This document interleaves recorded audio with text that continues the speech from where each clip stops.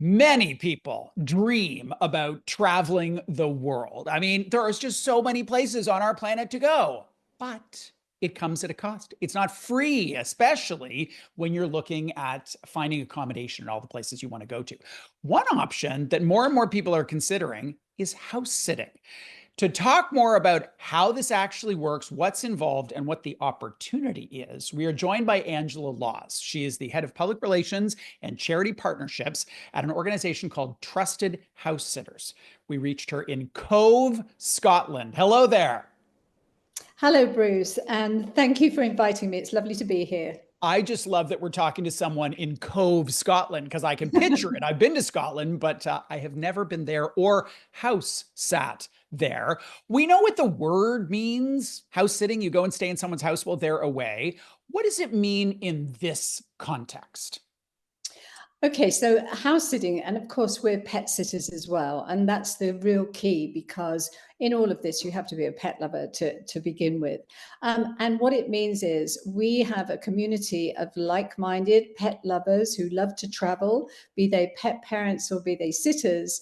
And we bring together the both of them into an agreement where they go in and pet sitters can enjoy a home from home at affordable costs, and also pet parents can actually have their pets kept safe and happy at home, forget the cost of kennels. They can travel more than they ever thought possible.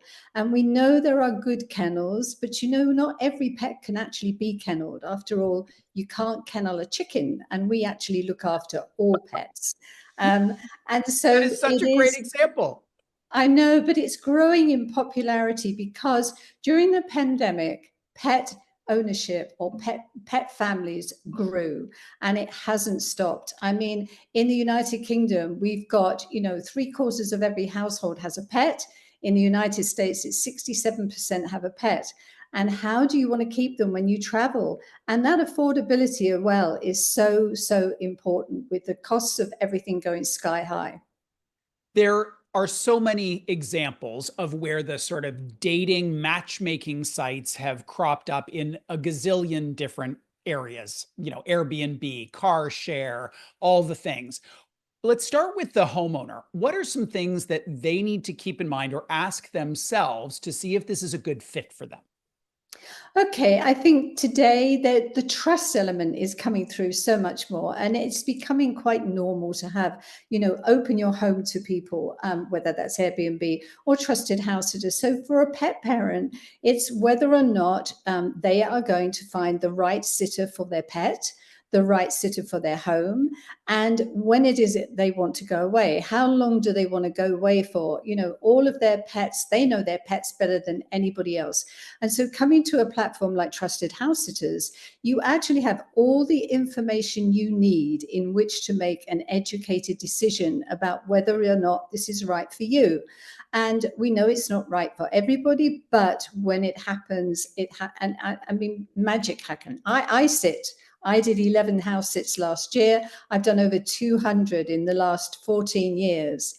And you know what else? It's the relationships that are built as well. But for pet parents, it's affordable and they get absolute peace of mind. For pet sitters, for house sitters, what are the questions they should ask themselves to determine if it's a fit? Well, first of all, I think they have to ask themselves, how well do you know yourself? How much experience do you have? Are you responsible? Are you prepared? Because let's face it, this is not a free vacation. It isn't a vacation. It comes with responsibilities. Are you prepared for those responsibilities?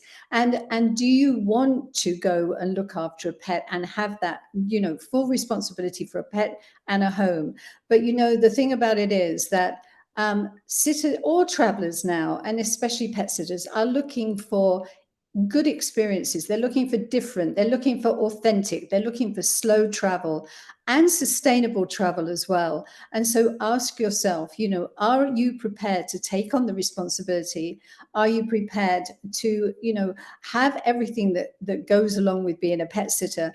And if you love animals and you're responsible and you're honest with yourself and you know yourself, it really is an amazing way to Mm. travel. I'm sure every single pairing is different, the different humans, different pets, different durations, different destinations. What are some of the broad themes that you notice that are similar? So, for example, are most of these house sitting engagements under a week? Are most of them over a month? What, just give us a flavor for what we might see if we saw the world from your vantage point. I think what's really, really interesting and what really is a benefit is actually not one size fits all. It actually is a lifestyle choice, a travel lifestyle choice that actually can fit in with your lifestyle. There are weekend sits, there are week sits. I did 8 month sit in Spain looking after a elderly Doberman in a most beautiful home on the coast. I got involved with a pet rescue, a horse rescue center while I was there. So it's varied. The average is about 10 days to 2 weeks, but I mean they vary, and it's absolutely what you're looking for. What is the business model here? Does your site make money on both sides of the equation? One, how much does it cost?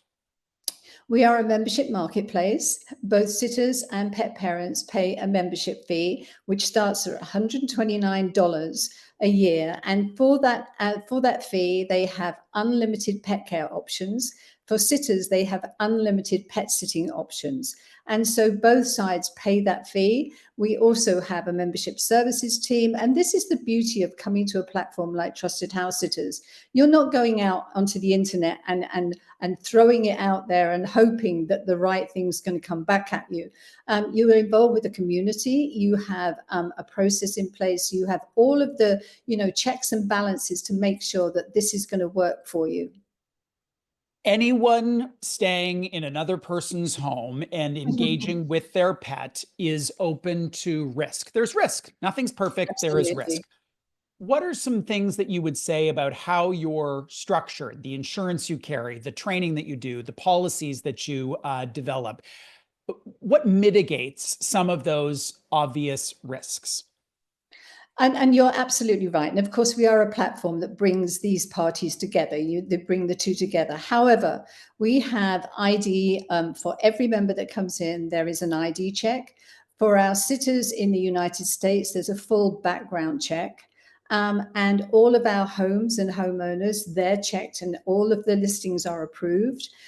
With our membership, there's a 3-tier membership, and it starts, as I say, at $129, but then it goes up, and there are insurance products that are added in. And so you choose the membership that is right for you. And, sort of, I think the main thing is that when something goes wrong, if it does go wrong, and let's face it, it does, that it's the way it's dealt with, and it's the way it's managed, and it's the way our members feel after that has happened. And our membership services team are there all of the way to help support. The other thing with the pet parents membership is included is 24/7 access to a veterinary helpline. Now you can use that in or out of sits, and the sitters also have access to that when they're on a Mm. sit. So, that is another sort of confidence builder, that that if somebody's there and something goes wrong, that they just have to pick up the phone and it's there. And you know what? We have an amazing team, an internal team. We have so much educational material on our blog. We have somebody who's available to speak to members at any moment, 24 hours a day. Wow. There is a certain mindset that's critical on both parties, but let me focus on the pet sitter. How do you ensure that you, as the sitter, are not going into this thinking that you've just rented a free Airbnb? Like, how do you ensure and really know that you're moving into someone's home with clothing in the dresser, food in the fridge, and a pet that you may not love as much as the pet you grew up with? Okay, so when I said a process, there is a process to this. And the process is that there is a listing on the site, and the owner, the pet parent, will come and create that listing and put everything, and they know their pets and their home and everything far better than anybody else does. All of that information is in that listing. Then in the sitter's profile, all of their information is there. So we start at that point. Each party has access to all of that information.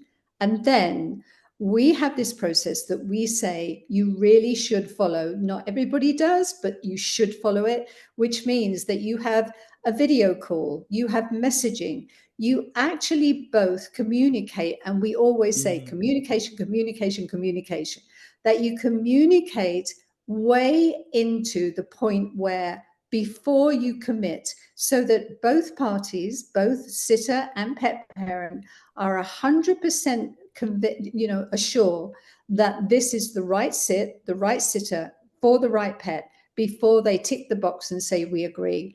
And you know what? If it ever does go wrong, generally it's because that communication has not been had.